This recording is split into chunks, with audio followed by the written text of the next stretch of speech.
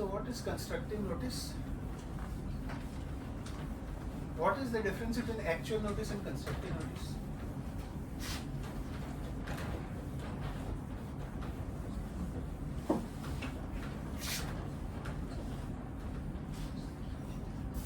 Anyone? What is actual notice versus constructive notice?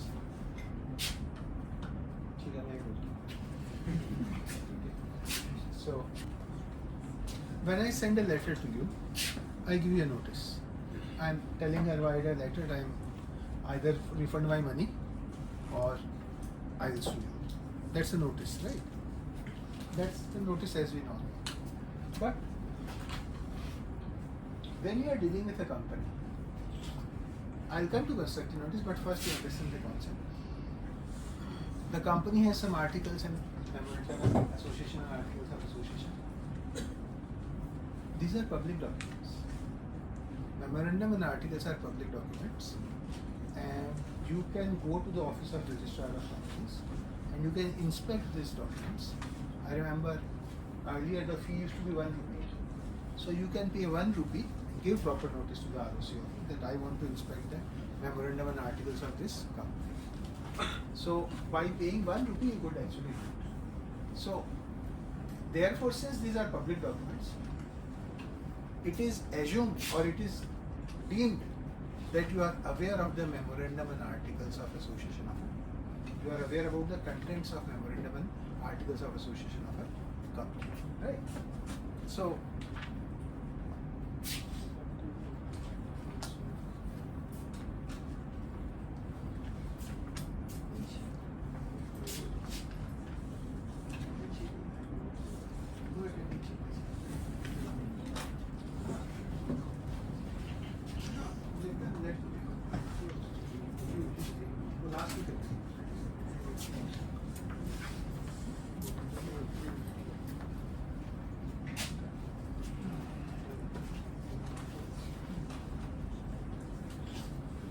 every person dealing with a company is presumed to know the contents of memorandum and articles of association.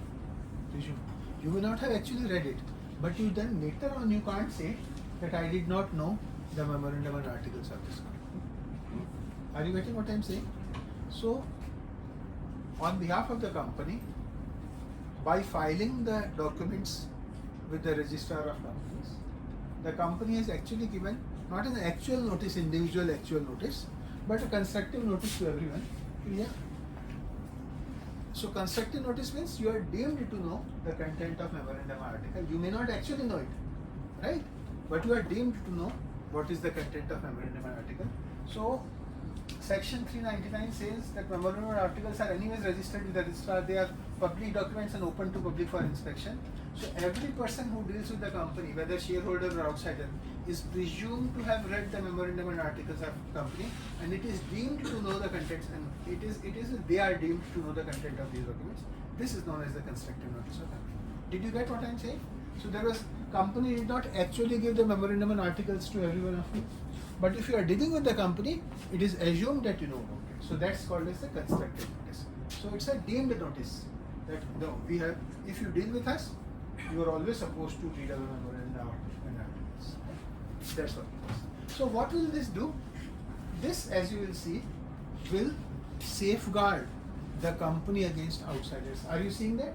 So that later on you can't take this excuse that I did not know the content of this memorandum or article. So you can't. So the company is safeguarded against outsiders. The company is safeguarded against outsiders. Are we all clear on that? Anyone not clear? Okay. So let's move to the next slide. Legal effect of memorandum we already know. Company is bound to its members. Each member is bound to the company. Each member is bound to other members in exceptional cases. Neither company nor the members are bound to outsiders. Next. So I am not covering this in detail because just we will skip this. Just the basic concept is good. Doctrine of indoor management. What was the constructive notice doing? It was protecting the company from outsiders, right? And what does doctrine of indoor management do? It protects the outsiders from the company. How?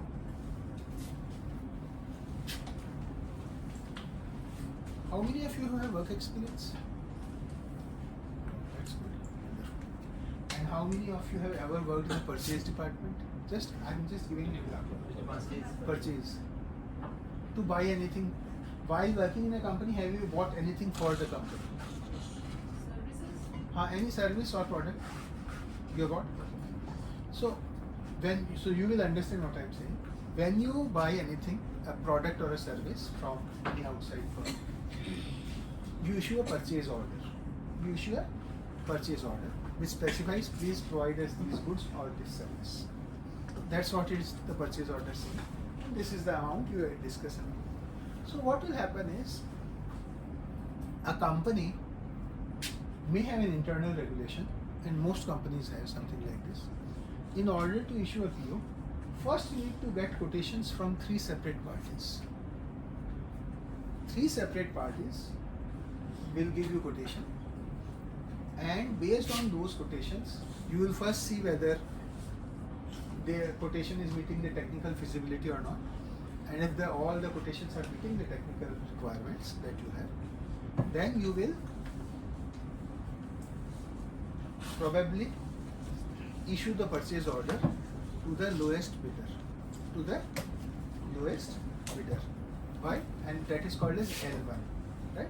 Are you aware that the lowest bidder is called as L1?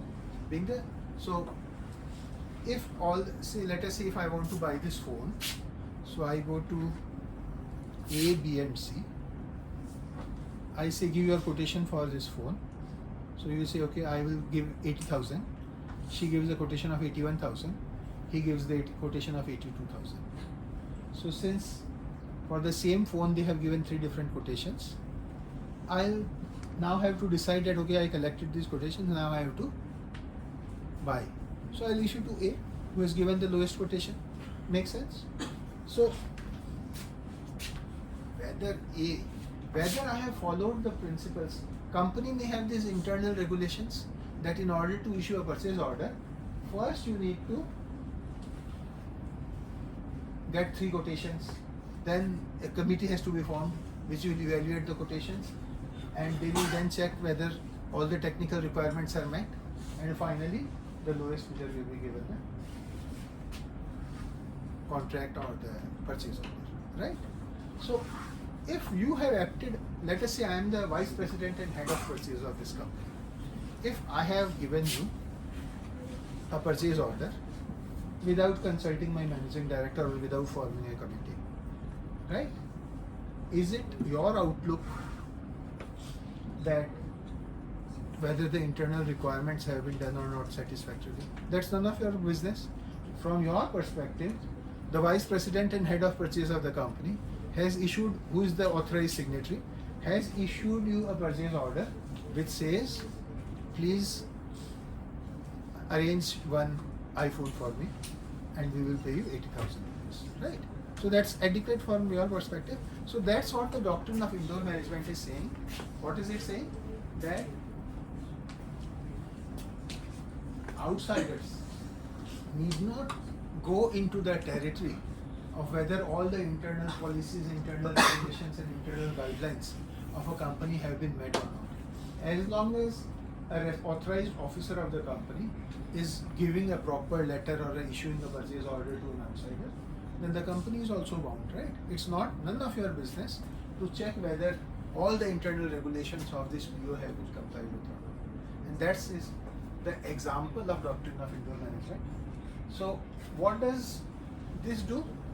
The constructive notice was protecting the company from outsiders.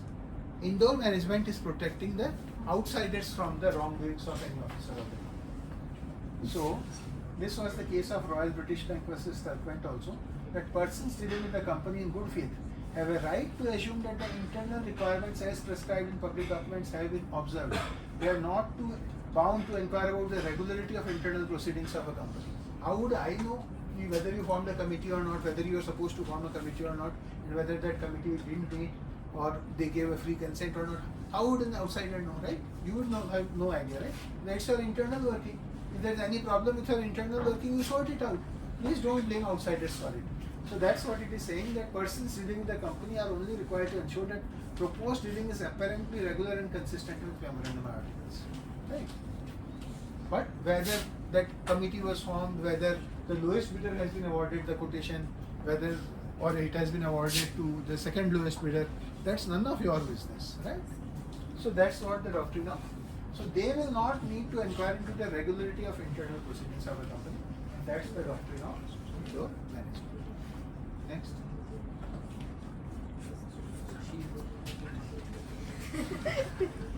See, if you sit there, then there is an extra responsibility. Okay, now I get started because extra responsibility is there. Start with the +1, not +1 like that, +1 marks. Extra responsibility. In fact, Sushil is the only student for whom when I bring some extra slides, it was like I didn't show it, but I was ready with the slide exclusively for Sushil. Okay, express a slide like that exists. ये सुशील को दिखाएंगे. So when I come, प्रशांत क्या है? You know, Sushil superstar हो गया. The two of you said the same thing, but somehow he has become the superstar. क्या? क्यों हुआ? So, we will not go into the exceptions to the doctrine. You can ignore it. Next. What are the distinction between articles and memorandum? This is an important question. What is, memorandum and articles? Meaning, see, memorandum is the charter document, which was basically the first document through which the company was incorporated, right? While articles are regulations on internal management of the company. That's the first thing. Second is type of information contained. Memorandum we already know. The 6 clauses, do you remember? Name clause, capital clause, object clause, all those things. And articles, you remember that long list of 34 items, right? So they are all part of articles. Status, it is the charter of the charter document of the company, and it is the supreme document. Articles, they are subordinate to them. Articles just explain how to do, but what to do is contained in the memorandum, right? Effect of ultra vires. If you remember, we said if any act is ultra vires the memorandum, it is wholly void and cannot be ratified even by the whole body of shareholders. Do you remember that? But articles, if it's ultra vires, any act which is ultra vires the articles can be ratified by the shareholders, but not ultra vires the memorandum. Obligation, every company must have its own memorandum, and articles, a company limited by shares need not have articles. In such a case, table A applies, which is like do you remember when we were discussing articles? At the bottom of the slide, we had multiple what? Tables. Then that, okay, table F, table G, table H, and so on, for which type of company, which is a like a specified format. You don't have to follow it fully, but that is like one of the formats available which you can use for your articles. So, in that case, table A applies. Alteration, there are strict restrictions on its alteration, and at times it can't be altered without the sanction of central government. But articles, they can be altered by a special resolution to any extent, provided they don't conflict with the memorandum or with the Companies Act or any other application.